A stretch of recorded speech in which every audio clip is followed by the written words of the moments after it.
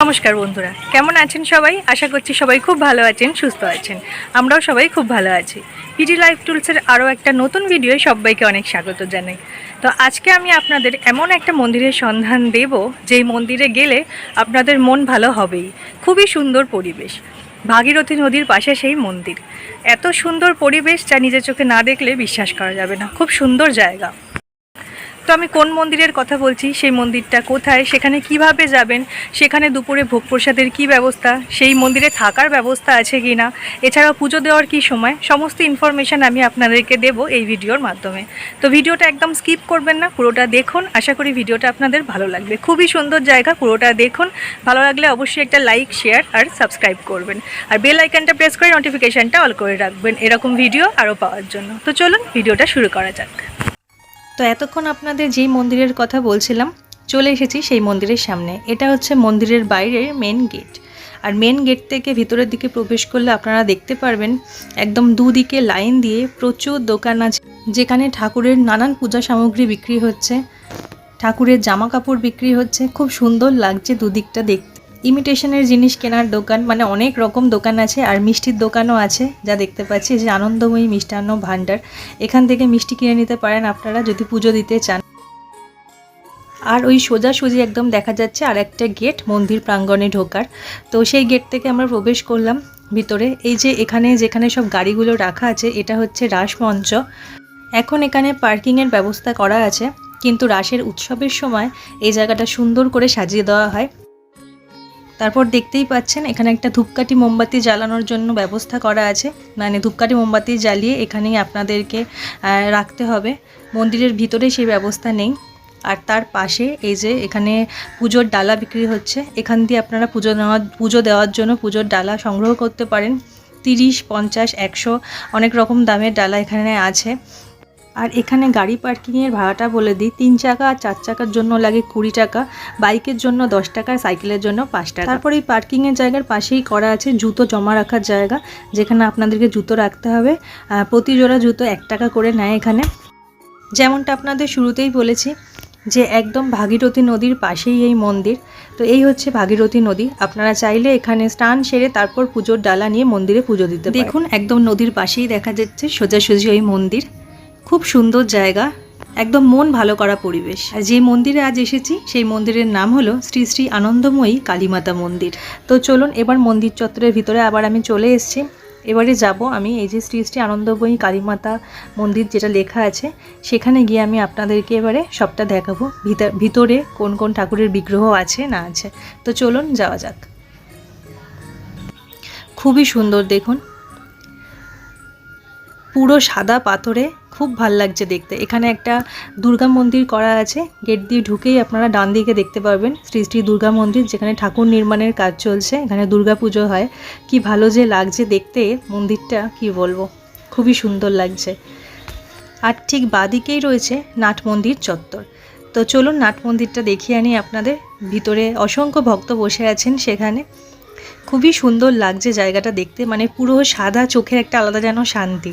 সাদা তো এমনি শান্তির, আর মন্দির হচ্ছে আর একটা শান্তির জায়গা। সেখানে যদি পুরো সাদা পাথরে এই মন্দিরটা হয়, চোখেও যেন একটা আলাদা শান্তি হচ্ছে। খুবই ভালো লাগছে দেখতে। আর দেখুন এখানে লেখাই আছে এখানে ভোগের কুপন কখন পাওয়া যায়। ভোগের প্রসাদ যদি আপনারা এখানে গ্রহণ করতে চান, তাহলে কুপনটা 11টার মধ্যে কাটতে হবে। তো সেই মতন আপনারা চেষ্টা করবেন চলে আসার।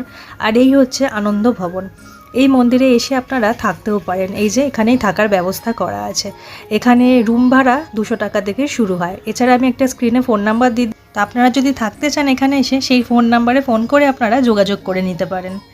আপনাদের তো গেট থেকে ঢুকে ডান দিকে দেখিয়েছি দুর্গা মণ্ডপটা, তার পাশে পাশে অনেকগুলো মন্দির করা আছে। তো চলুন পরপর দেখা যাক।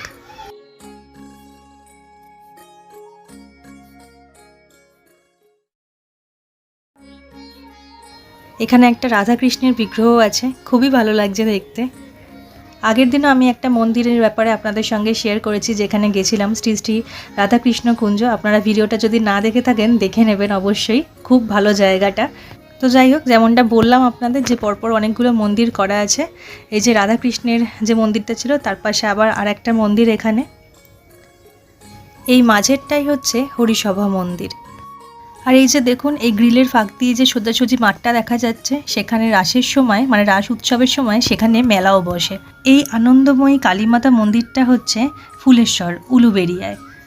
তো এখানে আপনারা কিভাবে আসবেন সেটা আমি একদম ভিডিও শেষে আপনাদেরকে বলে দেবো। আসতে কত কি ভাড়া লাগবে সেটাও জানিয়ে দেবো, সেটা জানাবো একদম ভিডিওর শেষে। তো ভিডিওটা দেখতে থাকুন পুরো। তো যাই হোক, সোজাসুজি আসলে দেখতে পাবেন আপনারা একটা এখানে শিবলিঙ্গ রাখা আছে, আর দেওয়ালির সঙ্গে লাগানো আছে মহাদেবের ছবি। তো দেখুন, এই হচ্ছে আনন্দময়ী কালীমাতার মন্দির। আপনারা এখানে আসলে আপনাদের এই মন্দিরেই পুজো দিতে হবে। আর কি সুন্দর করে করা দেখুন, এত সুন্দরভাবে ডিজাইন করা মন্দিরের গায়ে, এত সুন্দর নকশা যে কি বলবো। মন্দির চত্বরটা দেখতে তো জাস্ট অসাধারণ লাগছে, খুবই সুন্দর। এখানে এসে নাট মন্দিরে ঘন্টার পর ঘন্টা কাটিয়ে দেওয়া কোনো ব্যাপারই না। এত সুন্দর চারদিকের পরিবেশ, মন্দিরের পাশ দিয়েই বয়ে চলেছে ভাগীরথী নদী। একবার ভেবে দেখুন তো কি সুন্দর লাগছে, কল্পনা করলেই কি ভালো লাগছে, আর সামনে দিয়ে এসে দেখলে তো আরও ভালো লাগবে। 1327 সালের 17ই বৈশাখ এই মন্দির প্রতিষ্ঠিত হয়। বুদ্ধ পূর্ণিমা 3 দিন ধরে এখানে প্রতিষ্ঠা দিবসের উৎসব চলে। এছাড়াও পয়লা বৈশাখ, অক্ষয় তৃতীয়া, এই 2 দিন বেশ জাঁকজমক করে এখানে পুজো হয়, উৎসব হয়। শ্রাবণ মাসের শনিবারে এখানে প্রচুর ভক্তের সমাগম ঘটে। জ্যৈষ্ঠ মাসে মায়ের মঙ্গলচণ্ডীর পুজো হয় এখানে। রথযাত্রা, বিপত্তারিণী পুজো, জন্মাষ্টমী, এইসব দিনেও এখানে বেশ জাঁকজমক করে পুজো হয়, অনেক ভক্তের সমাগম ঘটে। এখানে দোলযাত্রা হয়, ঝুলন যাত্রা হয়, চৈত্র মাসে চড়কের গাজনও হয় এখানে। অনেকেই চায় বিশেষ উৎসবের দিনে আসতে, তাই এই দিনগুলোর কথা আপনাদের জানিয়ে রাখলাম। আপনারা যদি চান এই বিশেষ বিশেষ দিনে এখানে আসতেই পারেন। ভোর 4টের সময় এই মন্দিরে মঙ্গল আরতি হয়, আর দুপুরবেলার ভোগ আরতির সময় হলো ওই দুপুর 12টা। দুপুর 12টার পরেই এখানে ভোগ আরতি হয়। ভোগ আরতির পরেই আপনারা ভোগের প্রসাদ গ্রহণ করতে পারবেন।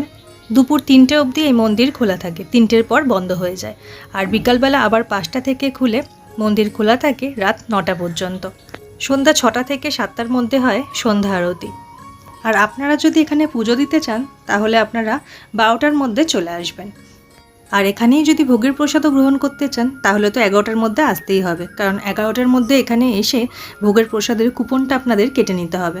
তো চলুন এবারে আমরা যাচ্ছি ভোগের প্রসাদ গ্রহণ করতে। আর একটা কথা যেটা একদম ভুলে গেছিলাম বলতে, সেটা হচ্ছে যে যেই রাসমঞ্চ দেখালাম, রাসের উৎসবের কথা এখানে অগ্রহায়ণ মাসে সেই রাসযাত্রা হয়, যে রাসযাত্রা প্রায় 1.5 মাস ধরে চলে, আর প্রচুর লোকের সমাগম ঘটে তখন এখানে। ভোগের প্রসাদে দেওয়া হয়েছিল অন্ন, ডাল, একরকম ভাজা, 2 রকম তরকারি, চাটনি, পায়েস, আর সবশেষে একটা করে মিষ্টি।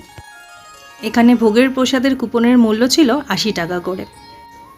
তো এবারে আপনাদের জানাবো আপনারা যদি এই মন্দিরে আসতে চান তাহলে কিভাবে আসবেন। হাওড়া রেলওয়ে স্টেশন থেকে হাওড়া মেদিনীপুর লোকাল ধরে তো আপনাদের নামতে হবে ফুলেশ্বর স্টেশনে। হাওড়া থেকে ফুলেশ্বর স্টেশন অবধি ভাড়া পড়বে আপনাদের 10 টাকা, আর সময় লাগবে 45 থেকে 50 মিনিট।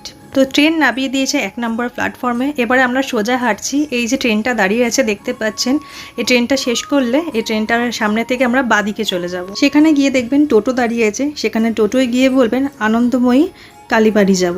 টোটো নিয়ে এসে আপনাদের এই জায়গাটা দাঁড় করাবে। এই যে দেখুন লেখা আছে উলুবেরিয়া থানা, আর এই যে তার পাশেই হচ্ছে মন্দিরের মেন বড় গেট।